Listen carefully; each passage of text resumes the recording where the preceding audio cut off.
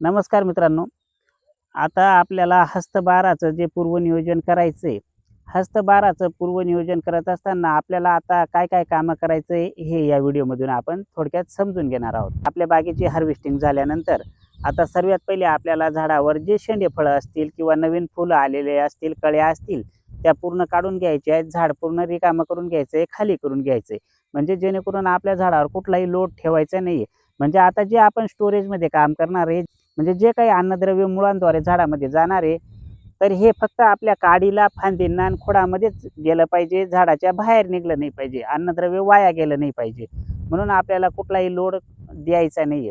त्याच्यानंतर आता आपल्याला काय करायचे आहे, की आता आपल्याला छाटणी आत्ताच करून घ्यायची आहे. बहाराची जी छाटणी आहे, ती आत्ताच करून घ्यायची आहे. आपण जेव्हा हस्तबहार धरणार त्यावेळेस आपल्याला छाटणी करायची नाही आहे. त्यावेळेस फक्त इथ्रेल मारायचं आहे. इथ्रेल मारून पाणी देऊन डायरेक्ट बहार पकडायचं आहे. त्यावेळेस आपल्याला कुठलीही छाटणी करायची नाही आहे. आत्ताच छाटणी करून घ्यायची आहे. मग आता छाटणी करताना कशी करायची आहे, की इथं खोडापासून तर इथंपर्यंत पूर्ण झाड मोकळं करून घ्यायचं आहे चहूबाजूने. मध्ये कुठल्याही आडव्या तिरप्या गेलेल्या फांद्या काढून घ्यायच्या आहेत आणि कमीत कमी 3 फुटापर्यंत झाड मोकळं करून घ्यायचं आहे.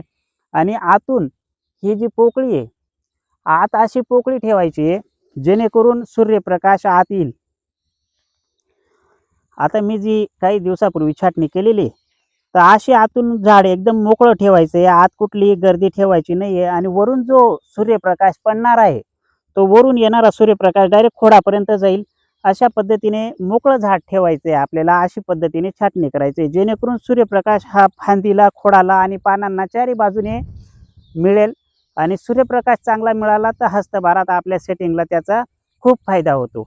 आणि हस्तबहारात सूर्यप्रकाश खूप कमी असतो, त्याच्यामुळं आपल्याला अडचणी येतात, सेटिंग होत नाही. म्हणून पूर्ण झाडाला सूर्यप्रकाश मिळाला पाहिजे. म्हणून झाडात आतून पोकळी पाहिजे, म्हणजे सूर्यप्रकाश सर्वीकडे मिळेल.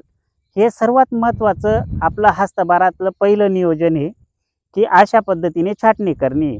नंतर ही जी मी आता ही काडी आहे, ही काडीला खालून कुठलीही काड्या नाही आहेत, कुठलेही सर्व शूट वगैरे काढून घेतलेले आहेत. आणि जो मेन पंजा आहे इथं, हा जो असा वरती पंजा असतो, हा पंजा काढून घेतलेला आहे. आता ह्या पंजाला काय केलं आहे मी, इथं मेन काड्या राहू दिलेल्या आहेत. या मेन काड्या आहेत, या मेन काड्या इथं आहेत. त्याच्यानंतर जी पेन्सिल काडी आहे, ही पेन्सिल काडी आहे. आणि इथं जी आपली रिफिल काडी होती, त्या रिफिल काड्या इथून सुरू झालेल्या होत्या, त्या कट करून घेतलेल्या आहेत. त्याच्यानंतर इथून आता हे नवीन फुटवे आलेले आहेत. आता ही नवीन काडी आपल्याला तयार करायची आहे. हस्तबहारामध्ये सर्वात महत्त्वाचे म्हणजे जे शेंडा असतो, आपण जेव्हा बहार धरतो तर शेंड्यालाच पहिले माल लागत असतो. मग त्याचं कारण काय असतं, की जे काही अन्नद्रव्य असतं ते अगोदर शेंड्यापर्यंत पोहोचत असतं आणि मग शेंड्यापासून रिवर्स मागे जात असतं. मग हस्तबहारामध्ये आपण जर त्यावेळेस छाटणी केली इथ्रेल करण्याच्या वेळेस, तर काय होतं, तेव्हा छाटणी करतो तेव्हा हे शेंडे निघतात. आणि जे काही झाडात स्टोरेज असतं, अन्नद्रव्य असतं, ते हे शेंडे निघण्यासाठी वापरले जातात. आणि हे शेंडे तयार होऊन जेव्हा ही पत्ती मॅच्युअर होती, त्यासाठी कमीत कमी आपला 1 महिना वाया जात असतो, नवीन पत्ती येण्यासाठी, नवीन शेंडा तयार होण्यासाठी. मग तो 1 महिन्यामध्ये ते अन्नद्रव्य पण वाया जातं आणि तो वेळ पण वाया जातो. मग आपण जर आत्ताच ही छाटणी करून घेतली, हा शेंडा आत्ताच तयार करून घ्यायचा, ही फांदी, ही काडी आत्ताच तयार करून घ्यायची. ही काडी तयार झाली तर काय होतं, की इथं नैसर्गिकरित्या लॉक लागतो, इथून पुढं शेंडा फुटत नाही. मग आपलं जे अन्नद्रव्य जाईल ते इथून परत रिवर्स येईल, नवीन शेंडा निघत नाही हा शेंडा निघाल्यामुळं. आणि झाडाला ती आपण आता एक दिशा देतो, की आत्ता तुला व्हेजिटेटिव्ह ग्रोथ करायची. आता आपण झाडाची 2 प्रकारे ग्रोथ होत असते, एक व्हेजिटेटिव्ह ग्रोथ होते आणि एक प्रोडक्टिव्ह ग्रोथ होती. मग आपण जेव्हा बहाराच्या वेळेस छाटणी करतो, तेव्हा काय होतं, छाटणी केल्यानंतर झाड, छाटणी केली म्हणजे नवीन फुटवे काढतं. मग ज्यावेळेस झाडाची छाटणी करतो का तेव्हा झाड फुटवे काढतं. मग तेव्हा ती व्हेजिटेटिव्ह ग्रोथ होती. मग आपल्याला त्यावेळेस पाहिजे असते प्रोडक्टिव्ह ग्रोथ. मग आपली चूक कुठं होते, तिथंच होते, की ज्यावेळेस आपण बहार धरतो त्यावेळेस छाटणी करतो, तेव्हा आपल्याला पाहिजे असते प्रोडक्टिव्ह ग्रोथ, पण होत असते व्हेजिटेटिव्ह ग्रोथ. मग जेव्हा ती व्हेजिटेटिव्ह ग्रोथ होते तेव्हा ती काडी पक्व होते, त्याच्यानंतरच कळ्या फुलं निघायला सुरुवात होते आपली. म्हणून आपल्याला ह्या स्टोरेज पिरियडमध्ये काय करायचं आहे, की आत्ताच छाटणी करून घ्यायची. जी व्हेजिटेटिव्ह ग्रोथ आहे आत्ताच करून घ्यायची. आणि व्हेजिटेटिव्ह ग्रोथ झाल्यानंतर मग प्रोडक्टिव्ह ग्रोथ चालू होणार आहे. मग आपण ही व्हेजिटेटिव्ह ग्रोथ करून घेणार आहे.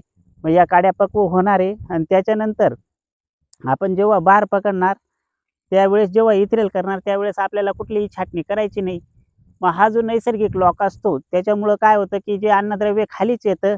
मग आपण जर त्यावेळेस इथरेल केलं, बहार धरला, तिथं नवीन पत्ती येईल आणि पत्ती आली तर चौकीमधून डायरेक्ट आपली कळी निघणार आहे. मग नवीन शूट निघणार नाहीये. मग आपला तो पण खर्च वाचणार आहे. नवीन शूट वारंवार निघत राहतात, आपण नवीन शूट काढत राहतो आणि मग तिथं झाडाचा पण खर्च होत असतो आणि आपला पण खर्च होत असतो. मग अन्नद्रव्य पण वाया जातं. म्हणजे मग हे अन्नद्रव्य त्यावेळेस वाया गेल्यामुळं सेटिंग होत नाही, हा सर्वात मोठी समस्या आहे आपली. मग आपण त्यावेळेस अन्नद्रव्य वाया जाऊ नये म्हणून आता आपण ही छाटणी करून हे काड्या तयार करून घ्यायच्या आहेत, या काड्या पक्व करायच्या आहेत. त्याच्यानंतर दुसरी गोष्ट आपल्याला काय करायची आहे की आता आपले जे बेड आहे ते पूर्ण फोडून घ्यायचे, आडी उभी नांगरणी करून घ्यायची शेतामध्ये. आडी उभी नांगरणी करून नवीन बेड तयार करून घ्यायचे आहेत. आणि त्याच्यानंतर आपल्या झाडाला जर निमॅटोड असेल, मुळ्यांना निमॅटोड असेल, पाहून घ्यायचं आहे. जेवढा निमॅटोड असेल तेवढ्या निमॅटोडच्या मुळ्या पूर्ण खोदून काढून घ्यायच्या आहेत. निमॅटोडच्या मुळ्या ठेवायच्याच नाही आहेत, सर्व मुळ्या तोडून काढायच्या आहेत. म्हणजे त्या जर मुळ्या तोडून काढल्या तर तिथून नवीन फ्रेश मुळ्या निघतील आणि त्या फ्रेश मुळ्या आपल्याला वर्षभर टिकतील आणि वर्षभर त्या चांगल्या प्रकारे अन्नद्रव्य आपल्या झाडाला देतील. जर आपल्या मुळ्या तशाच राहिल्या निमॅटोडच्या, आपण किती डोस दिला तर ते अन्नद्रव्य झाडाला भेटणार नाही आणि मग परत आपला बहारावर त्याचा परिणाम होईल. म्हणून आपल्याला सर्वात पहिलं महत्त्वाचं काम म्हणजे आपण कितीही खतं दिली त्याचा उपयोग नाही, पण आपलं महत्त्वाचं काम म्हणजे पहिले आपल्या मुळ्या काढून घेणं आहे. निमॅटोडच्या मुळ्या ठेवायच्या नाहीत, मुळ्या तोडून घ्यायच्या आहेत. मुळ्या तोडून घेतल्यानंतर आता आपण जो डोस भरणार आहे तर आपल्याला डोस भरताना काय करायचं आहे की आपल्याला कुजलेलं शेणखत भरायचं आहे. निंबोळी पेंड असेल, तंबाखू डस्ट असेल, जिप्सम, बोन मील किंवा थोडीफार ऊसाची मळी असेल ती पण चालेल. त्याच्यानंतर आपलं गांडूळ खत असेल, कंपोस्ट खत असेल, कोंबडी खत असेल, हे सर्व खतं आपल्याला डोसमध्ये भरता येतील. मग आपण ह्या खतांचा डोस भरायचा आहे. मग ह्या खतांमध्ये आपल्याला कुठलीही घाई गडबड करायची नाही किंवा कुठलाही रासायनिक खतांचा डोस टाकायचा नाही आहे. आपण जरी रासायनिक शेती करत असाल किंवा आपण जरी दरवर्षी आपण रासायनिक खतं जरी भरत असाल, पण आपल्याला आत्ता रेस्टच्या डोसमध्ये रासायनिक खतं टाकायची नाही आहे. तुम्हाला रासायनिक खतं जर टाकावं वाटलीच तर तुम्ही बहार धरताना, इथरेल केल्यानंतर बहार धरताना रासायनिक खते टाकू शकतात. पण आत्ता रेस्ट पिरियडमध्ये कुठलंही रासायनिक खत टाकायचं नाही आहे, जेणेकरून आता आपल्याला कुठलंही झाडाला म्हणजे झाडाचं स्टोरेज करायचं आहे. झाडाच्या आतमध्येपर्यंत काडी भरली पाहिजे. म्हणजे आपल्या या काडीपासून तर स्टंपपासून तर खोडापर्यंत अन्नद्रव्य खोडामध्ये स्टोअर करायचं आहे. रासायनिक खतं दिली तर ते झाडाची क्रिया चालू होऊन जाईल, परत फुटवे फुलं निघायला चालू होऊन जाईल. त्याच्यामुळं आपल्याला कुठलेही फुलं निघणं नको किंवा फुटवे निघणं नको.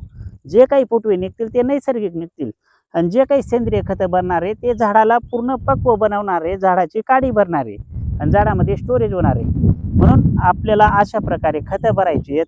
त्याच्यानंतर खतं भरल्यानंतर आपल्याला काय करायचं आहे, नळ्या वगैरे क्लिअर करून घ्यायच्या आहेत, जागेवर नळ्या करायच्या आहेत आणि पाणी देऊन द्यायचं आहे. आणि त्याच्यानंतर आपल्याला कमीत कमी 15 ते 20 दिवसानंतर जीवामृत स्लरी हाताने आपल्याला ड्रेंचिंग करायची आहे. मग जीवामृत स्लरी हाताने ड्रेंचिंग केली तर तिथं काय होईल, जे काही सेंद्रिय खतं असतील ते कुजायला चालू होईल, तिथं जीवाणूंची वाढ होईल आणि जीवाणू वाढले, ते खत कुजायला लागले की तिथं पांढऱ्या मुळ्यांची पण वाढ होईल. मग पांढऱ्या मुळ्या वाढल्या की मग फास्ट अन्नद्रव्य झाडामध्ये जाईल आणि चांगल्या प्रकारे अन्नद्रव्य मिळाल्यामुळं आपलं झाडामध्ये स्टोरेज होईल. आणि दुसरी महत्त्वाची गोष्ट एक लक्षात घ्यायची की आपण ज्यावेळेस छाटणी करून हे नवीन फुटवे आले तर हे नवीन फुटवे काढायचे नाही, निपसायचे नाही आहे. हे जेवढे फुटवे येतील तेवढे पक्व होऊ द्यायचे, जसेच्या तसे राहू द्यायचे आणि त्याच्यानंतर फक्त इतरेल करायचे. कारण काय होतं, हे जेवढे फुटवे येतील, जेवढे वरती पानं तयार होतील, जेवढे जास्त पानं तेवढे जास्त अन्न निर्मिती होईल. हे जे पानं आहेत ना, हे आपले सोलर पॅनल आहेत, म्हणजे तेवढी ऊर्जा तयार होईल आणि तेवढी ऊर्जा स्टोरेज होईल. म्हणून आपल्याला वरती आता पानं तयार करायची आहेत जास्त. मग आत्ता जेवढे पक्व पानं तयार झालेले असतील तेवढी ऊर्जा झाडामध्ये राहील, तेवढं स्टोरेज राहील आणि नंतर जेवढे हे फुटवे नवीन आलेले असतील हे पण भरगच्च वरून पानं असतील.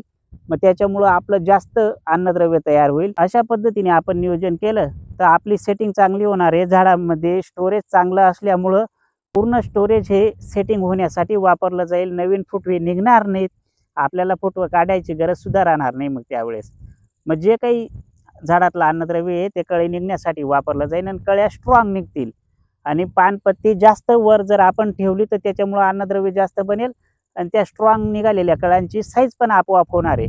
मग कमी खत कमी औषधामध्ये सुद्धा आपल्या फळांची साईज मोठी होणार आहे. अशा पद्धतीने नियोजन केलं तर आपण आपला खतांवरचा खर्च सुद्धा वाचवू शकतो आणि रोगराईपासून सुद्धा आपल्या झाडाला वाचवू शकतो. आणि अशा पद्धतीने आपलं अन्नद्रव्य वाया गेलं नाही, अन्नद्रव्य झाडामध्ये स्टोअर राहिलं तर आपल्या झाडामध्ये प्रतिकारशक्ती पण राहील आणि त्याच्यामुळं आपल्या फळांना क्वालिटी चकाकी शायनिंग पण येईल. म्हणून असा हा सर्व एकत्रित याचा फायदा होणार आहे आपल्याला. म्हणून आपल्याला अशा पद्धतीने आता पहिले नियोजन करायचं आहे. हे नियोजन आपण केल्यानंतर मग पुढं काय काय नियोजन करायचं आहे, कोणत्या कोणत्या पद्धतीने कामं करायची आहेत याची सविस्तर माहिती परत आपण येणाऱ्या व्हिडिओमधून घेणारच आहोत. मग आता आपण पुढच्या व्हिडिओमध्ये सर्वात महत्त्वाची माहिती म्हणजे तेलकट रोग कशामुळे येतो, काय येतो, तेलकट रोगाची कारणे काय आहेत हे आपण पुढच्या व्हिडिओमधून समजून घेणार आहोत. म्हणून आपण पुढचा येणारा व्हिडिओ नक्की बघा. धन्यवाद.